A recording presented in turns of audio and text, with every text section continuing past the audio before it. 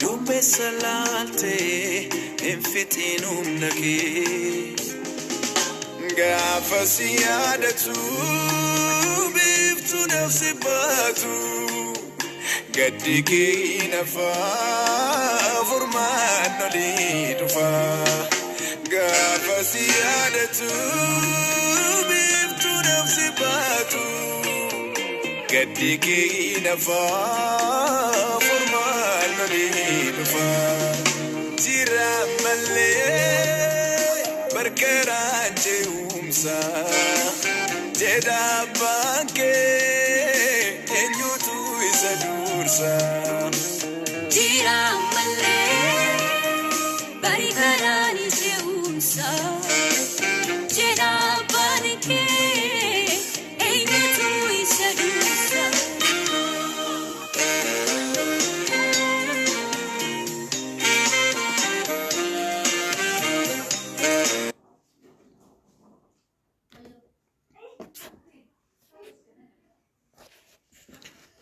Tole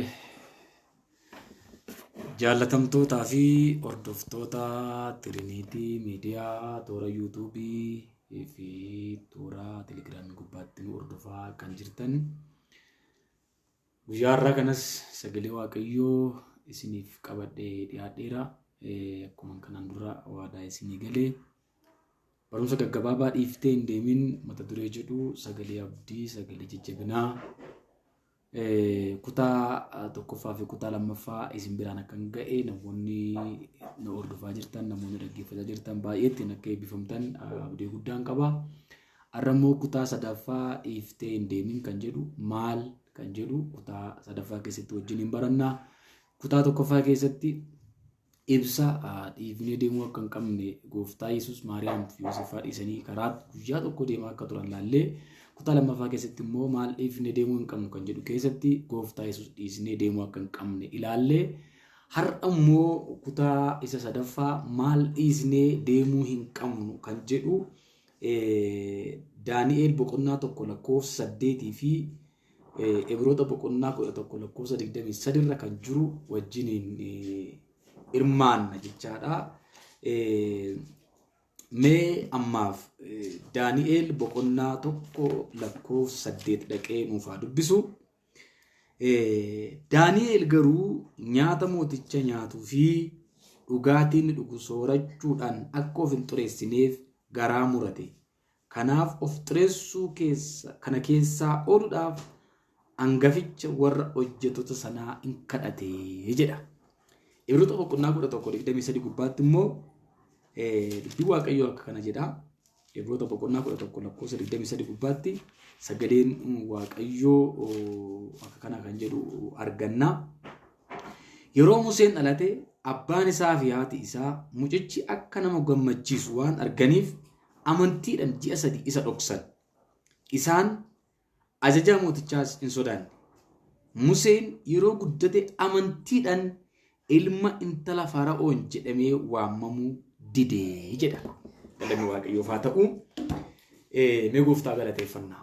Gooftaa keenya Yesuus keenya abbaa keenya gooftaa eegumsaaf gargaarsa amma ammaatti nu goote hundumaaf galanni ulfinni oqubaan teessoo gubbaatti bara baraan siif haa baay'atu. Kunoo yeroo kana immoo nu kennite sagalee kee akka dhageenyu carraa kana nu kennite yaa Waaqayyoo. Ati abbaa keenya nuti immoo ijoollee keetii sirraa dhageenya nutti dubbatta nu barsiifta maqaa gooftaa Yesuus carraa kana waan nu kenniteef si haa galatu. Ayyaana kee immoo nu baay'isi cubbuu keenya nuuf dhiisi ergamoota hafuuraa nurraa ifadhu. Obboloota sagalee kana dhaga'an maqaa Yesuusiin isaan jajjabeessi isaan cimsa ayyaana keetiin isaan gargaari. Ameen. Tole galanni guddaa Waaqayyoof haa ta'u. Dhiiftee hin deemin. Kutaa tokkoffaa keessatti maal dhiifnee deemuu hin qabnu kan jedhu gooftaa Yesuusin dhiiftee hin deemin kan jedhu baranne. Kutaa lammaffaa keessatti immoo har'a kanan isiniif qabadheetoo dhufe kaayyoo kee dhiiftee hin deemin. Kaayyoo kee dhiiftee hin deemin. Daani'eel boqonnaa 1 lakkoofsa 8 gubbaatti Daani'eel nama Waaqayyoof addaan ba'e, nama Waaqayyoof jiraatu, nama Waaqayyoof bulu, nama Waaqa isaa sodaatu, nama Waaqa isaa waaqeffachuudhaaf duubatti hin jenne, nama kaayyoo isaatiif harka hin kennine, nama guddaa, nama jaallatamaa, Waaqnis namnis kan jaallatu jechaadha Daani'eel.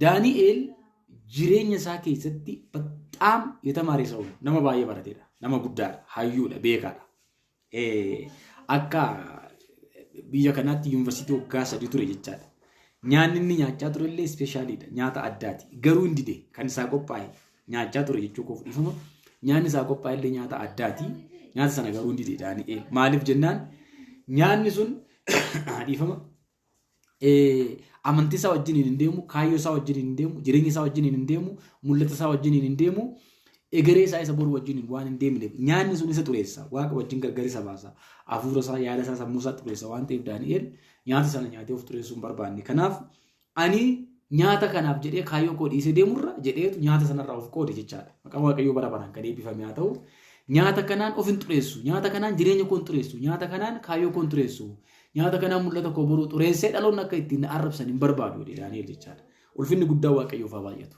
kanaaf kaayyoo koo dhiisee nyaata kanaaf hin deemu kaayyoo koo dhiisee nyaata kana nyaachuudhaaf hin barbaadu garaa koo guuttachuudhaaf hin barbaadu jireenya koo garaa koo guuttadhee kaayyoon koo yoo xuraa'e bu'aa maalii naa qaba kaayyoo koo dhiisurra buddeen kana dhiisutu naaf gaariidha jechaadha Daani'eel maqaa waaqayyoo bara baraan kan eebbifame haa ta'u obboloota koo kaayyoo keessan dhiiftanii hin deemina kaayyoo keessan hin dhiisina kaayyoon Daani'eel bakka sanatti qabu kaayyoo waaqa wajjin hin qabu ajandaa sagantaa adeemsa waaqa wajjin hin qabu waan ta'eef Daani'eel sagantaa kana dhiisee kaayyoo kana dhiisee tajaajila kana dhiisee guddina kana dhiisee simboo kana dhiisee ulfina guddaa waaqayyo gooftaan isaa kenne kana waaqeffachuu kana dhiisee sagantaa waaqa wajjin hin qabu kana dhiisee laphee isaa jireenya isaa xureessuu waan hin barbaanneef an nyaata kana nyaadhee xuraa'uudhaa manna kaayyoo koo wajjin hin xanneen na dha'u kaayyoo koo wajjin hin jiraachuu kaayyoo koo wajjin hin beela'u kaayyoo koo wajjin hin buluu naa wayyaa an dhaloota fan akkasitti boru biddeena ta'a jedhee waan of amansiiseef nyaata mootiin addatti akka nyaatuuf isaaf kaa'e sana hin dideedha bakka didiatis didi kaayyoo keef jedhiiti nyaataaf jettee kaayyoo kee dhiiftee hin deemin har'aaf jettee kaayyoo kee dhiiftee hin deemin milkaa'ina yeroo gabaabaaf jettee kaayyoo kee dhiiftee hin deemin guddina yeroo gabaabaaf jettee kaayyoo kee dhiiftee hin deemin nyaata mi'aa yeroo dhamminyaaf jettee kaayyoo kee dhiiftee hin deemin kaayyoon kee kaayyoo yoo ta'e kaayyoon kee waaqa wajjin yoo ta'e waaqayyo kaayyoo gaarii kaayyoo bareedaa kaayyoo milkaa'inaa ati qabattee jirtu san gubbaatti si gargaara gatii ta'eef kaayyoo kana dhiiftee hin deemin obboleessa koo dhiiftee hin deemin kaayyoo gatii si kaffalchiisuu danda'a eeyyeen gatii si kaffalchiisa akkamittiin Daani'eel iyyuu boolla leencatti gadi buuse Daani'eel iyyuu rakkoo gurguddaadhaaf saaxile kaayyoonsaa garuu Daani'eel boolla leencaa keessatti gadi bu'ee hin hafne warri gadisa darbatanii gad darbatamaniiru warri isa gubbaatti ka'aniyyuu gadi bu'anii baala nyaataniiru horii ta'aniiru sammuun namummaa isaan keessaa fuudhamee sammuun bineensaa isaaniif kennamee horii ta'anii marga nyaataniiru kanaafiyyuu kaayyoo kee dhiiftee hin deemin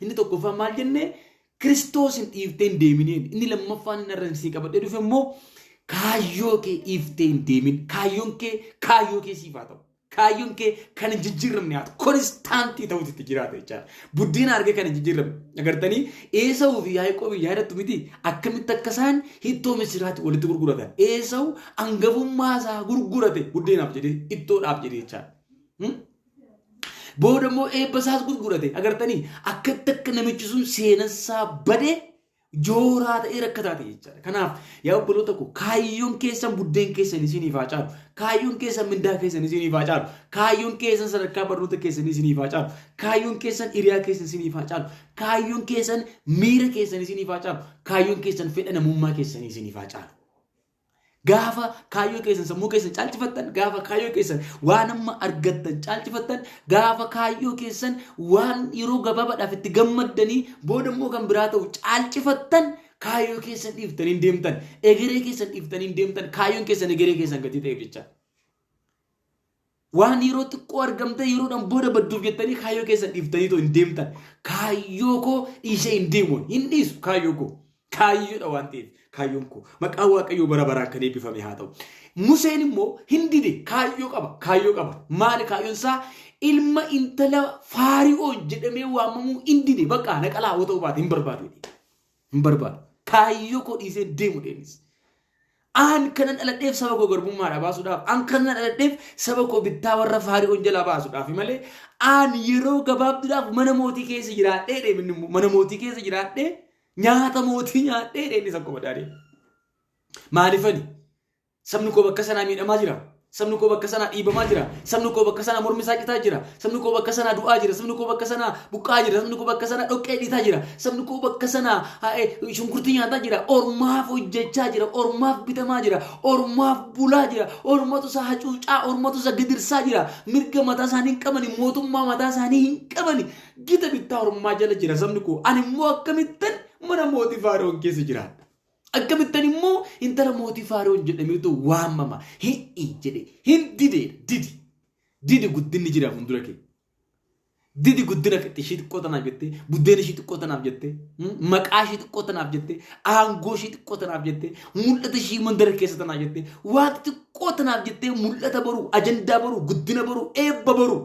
Kana iftee hin deemin. Yaadattu Musee maal jedhe isinitti fakkaata? Ani yeroo gabaabduudhaan mana mootii keessa jiraadhee buddeen gaarii nyaadhee uffata gaarii uffadhee jireenya qananii jiraadhee darbuudhaa mannaa saba koo wajjin, lammii koo wajjin, obboloota koo wajjin, hiriyoota koo wajjin saban keessaa dhaladhe saba akkanani birmaduu isaan baasuuf na eegu wajjiniin angammoojjii keessa jiraachuu naa wayyaa'e. Luuk kana jechuun beeta mangistii dhiistee gammoojjii keessa gadi bu'uudhaa jechaadha. Boorana fa'aa dhaqxee saba keenya wajjin rakkachuudha jechaadha. Waa'ee taa'usii dhiiftee as gindi barat fa'aa dhaqxee as wallagga dakaafaa buutee saba keenya wajjin rakkachuudha jechaadha. Kaayyoon akka kanatti obboloota koo. Kaayyoon akkanatti. Kaayyoon guddinaan hin jijjiiramu. Kaayyoon taayitaadhaan hin jijjiiramu. Kaayyoon yeroodhaan hin jijjiiramu. Kaayyoon argachuuf dhabuudhaan hin jijjiiramu. Kaayyoo kee dhiiftee hin deemin. Du'i kaayyoo kee wajjiniin boru dhaloota buddeena si godha Waaqayyo. Boru dhalootaaf karaa si godha Waaqayyo. Boru dhalootaaf bultii si godha Waaqayyo. Boru dhalootaaf abbaa si godha Waaqayyo. Boru dhaloota sababbii milkaa'inaa si godha Waaqayyo. Yoo atarra kaayyoo kee wajjin ciccite. Yoo atarra kaayyoo kee wajjin nafte. Yoo atarra kaayyoo keetti cittee tokko nafte. Maqaan Waaqayyoo bara baraan kan eebbifame haa ta'u. Kaayyoo kee buddeen gubbaa caalchifadhu. Kaayyoo kee aangorra caalchifadhu. Kaayyoo kee waan yeroodhaan mul'atu gubbaa caalchifadhu. Kaayyoo kee miira kee gubbaa caalchifadhu. Kaayyoo kee argachuuf dhabuu gubbaa caalchifadhu. Garuu waan tokko immoo sittan hima. Kaayyoo keef jedhi didi. Kaayyoo keef jedhi didi harka hin kennin. Harka hin kennin abbaa barbaadetti kaayyoo keetiif jettee ati nama guddaa waan taateef. Ati nama kaayyoo waan taateef. Ati nama ajandaa waan taateef. Ati nama mul'ataa waan taateef. Ati nama boruu waan taateef. Qooda waan xinnoo argattee ofii keetii bashannantee boqottee jiraattu saba kee wajjiniin, saba Waaqayyoo wajjiniin, waldaa kiristaanaa wajjin, dhaloota wajjiniin gadi bu'i, agabuu kee bulii dhaloota rakkoo keessaa oolchi. Filannoon Musee filannoo sirrii ture. Filannoo barbaachisaa yeroo isaatti baay'ee murteessaa kan ta'e filannoo gaarii ture jechaadha. Ulfinni guddaa Waaqayyoo dafaa baay'atu. Kanaaf obboleessa koo, obboleettii koo karaa kana hordofaa kan jirtan har'a ergaa misiraachuun ani isiniif qabadhee dhufe yoo jiraate kaayyoo kee dhiiftee hin deemin. Kaayyoo kee dhiiftee hin deemin. Kaayyoon kee jireenya kee caala. Kaayyoon kee boru dhalootaaf karaa ta'a. Kaayyoon kee boru milkaa'ina siif ta'a. Kaayyoon kee boru galma gaheessa siif ta'a. Oo maqaan Yesuus bara baraan kan eebbifame haa ta'u. Akka Daani'eel waan lafarraatti nuuf xureessuudhaaf garaa kee muradhu. Akka Daani'eel waan yerootiif ulfina argattee, waan yerootiif kabajamtee, waan yerootiif ol jettee affeerraa mootiin sii dhiyeessu laalame. Affeerraa mootiin Daani'eeliif dhiyeessee fi iddoon ulfinaa Museedhaaf kennan baay'ee wal fakkaata. Isaan lachanuu garuu in didani. Didi obboleessa koo cubbuu yeroodhaaf si gabbiyootu.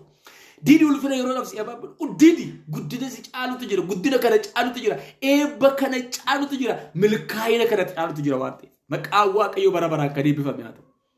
Hundumtuu yeroodhaaf kan kakkaatu kun hundumtuu mul'atee darbuudhaaf kaayyoon kee garuu itti fufaadha.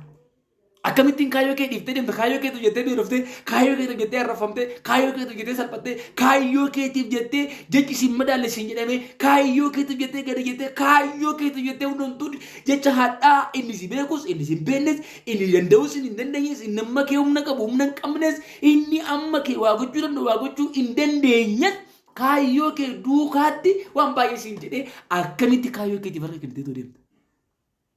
Akkamitti kaayyoo kee addaan kuttee deemta? Akkamitti kaayyoo kee dhiiftee deemta?